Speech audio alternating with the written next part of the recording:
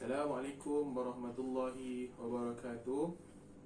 Alhamdulillahirrabbilalamin. Wassalatu wassalamu ala asyrafil anbiya wal mursalin wa ala alihi wa sahbihi ajma'in. Rabbi syrah li sadri wa yassir li amri wa hlul 'uqdatam min lisani yafqahu qawli. Amma ba'd.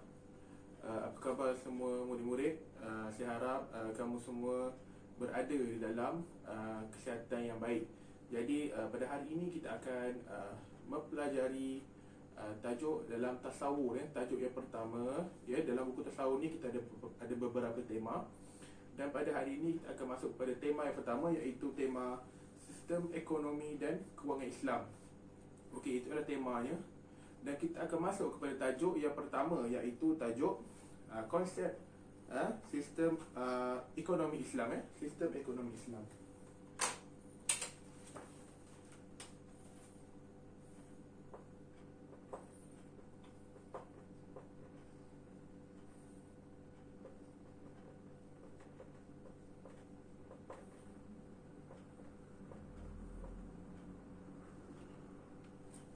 Baiklah, sebelum kita pergi lebih jauh dalam sistem ekonomi Islam, kita perlu tahu dahulu apakah itu ekonomi ya. Apakah itu ekonomi?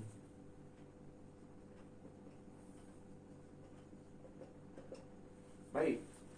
Ekonomi menurut dalam buku teks kita mengatakan bahawa ilmu ekonomi adalah ilmu asas-asas berkenaan dengan pengeluaran, pembahagian ya, penggunaan barang-barang dan perkhidmatan serta isu-isu keuangan yang berkaitan dengannya.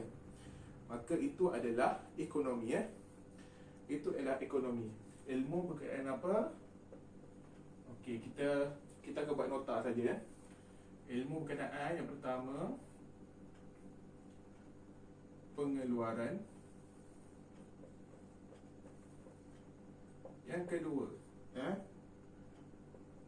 pembahagian.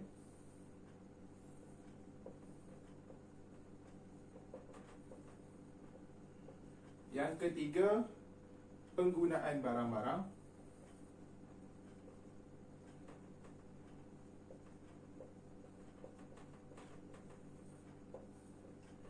Yang keempat, kita ada perkhidmatan dan isu kewangan ya.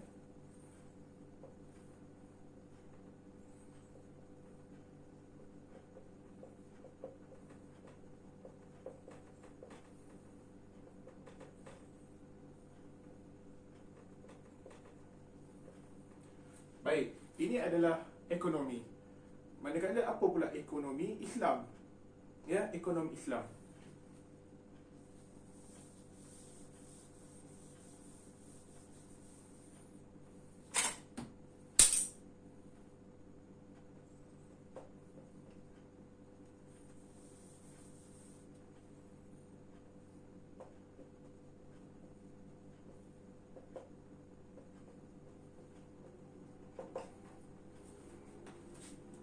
Baiklah, apakah dia ekonomi Islam? Okey, ekonomi Islam ialah ilmu yang digunakan oleh manusia daripada ilmu ekonomi itu bagi memenuhi keperluan ekonomi individu. Ya, ekonomi individu tu maksudnya kita sebagai insan yang nak membeli barang ataupun menggunakan perkhidmatan ya.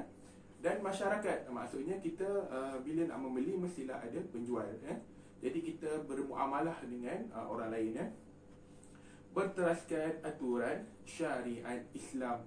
Itulah yang membezakan di antara ekonomi yang berasaskan Islam dan juga ekonomi yang tidak berasaskan Islam. Okey? Serta mencegah ketidakadilan. Okey. Maksudnya di sini sistem ekonomi Islam ini disyariatkan supaya mencegah ketidakadilan seperti riba ya, monopoli kan, peras ugut ya, dan pemerolehan dan penggunaan sumber alam. Maksudnya penggunaan pemerolehan sumber alam yang begitu melampau ya, jual pasir tebang balak dalam hutan sampai menyebabkan banjir. Itu semua dalam Islam telah menggariskan dalam syariatnya. Baiklah, Apakah firman Allah Subhanahu wa taala di dalam surah Al-Jadiyah ayat 45? Okey, a'udzubillahi minasyaitonirrajim. Bismillahirrahmanirrahim. Allahul ladzi sakhkhara lakumul bahra litajriyal fulku fihi bi amrihi لتجري الفلك فيه بأمره ولتبتغوا من فضله ولعلكم تشكرون وسخر لكم ما في السماوات وما في الأرض جميعا منه إن في ذلك لآية لقوم يتفكرون. Maksudnya apa?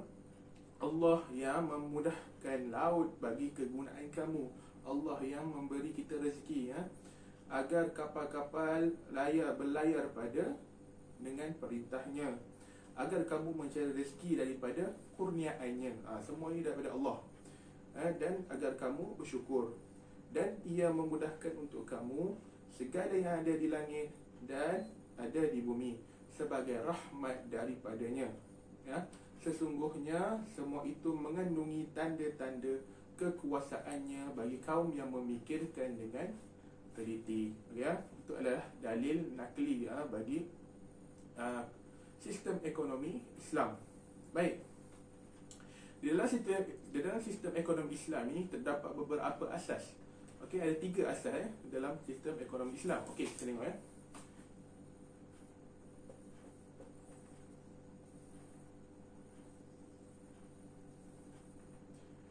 Baiklah. Yang pertama, Yang pertama mengiktiraf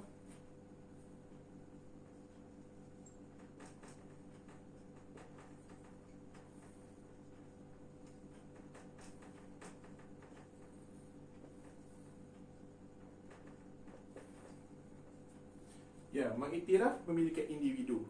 Seperti contoh, jika seorang petani, dia menanam sayur, maka sayur yang ditanam itu akan menjadi hak milik dia. Orang lain tidak boleh masuk campur. Sebab apa? Sebab itu adalah usahanya sendiri. Okey, itu mengiktiraf pemilikan individu. Yang kedua, kita ada mengelola harta.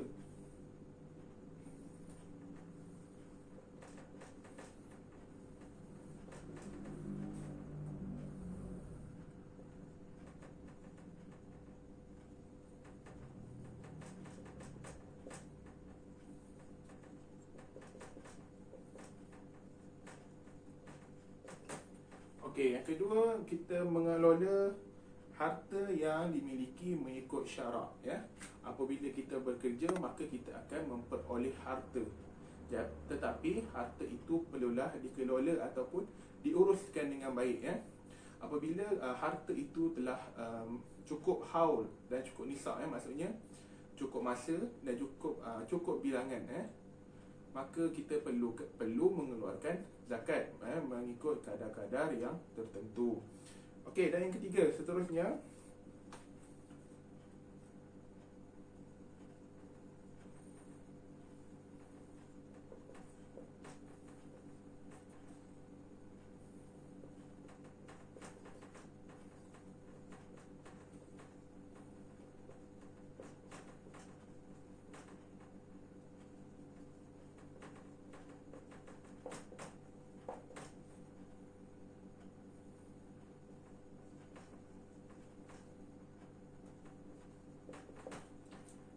yang ketiga ialah mengagihkan harta dalam kalangan masyarakat dengan adil. Apabila kita punya harta, maka kita boleh bersedekah, kita boleh mewakafkan harta kita, kita boleh buat hibah, bermacam-macam lagi. Jadi itu adalah asas kepada sistem ekonomi Islam.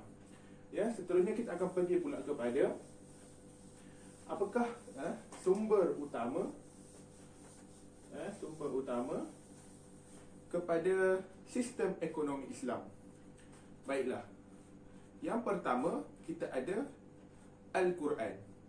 Apa dia Al-Quran? Iaitu Al-Quran ialah mukjizat ataupun kalamullah yang diturunkan oleh malaikat Jibril kepada Nabi Muhammad sallallahu alaihi wasallam secara beransur-ansur. Itu adalah Al-Quran, sumber yang pertama. Yang kedua, kita ada sumber Al-Hadis. Hadis ialah segala percakapan, perbuatan, perlakuan Nabi dan ikrar Nabi yang disandarkan kepada Nabi. Itu adalah Al-Hadis. Yang ketiga, ijma'. Apa dia ijma'? Ijma' ialah kesepakatan pendapat para ulama'. Itu adalah ijma' ulama'. Dan juga yang keempat, al-qiyas, di mana hukum yang mana hukum baru semasa waktu ni diambil untuk mengeluarkan hukum al-qiyas ini ialah hukum yang mana tidak ada zaman sekarang, kemudian diambil contoh ataupun sumber daripada hukum yang telah ada pada zaman dahulu untuk disesuaikan. Sebagai contoh, zakat.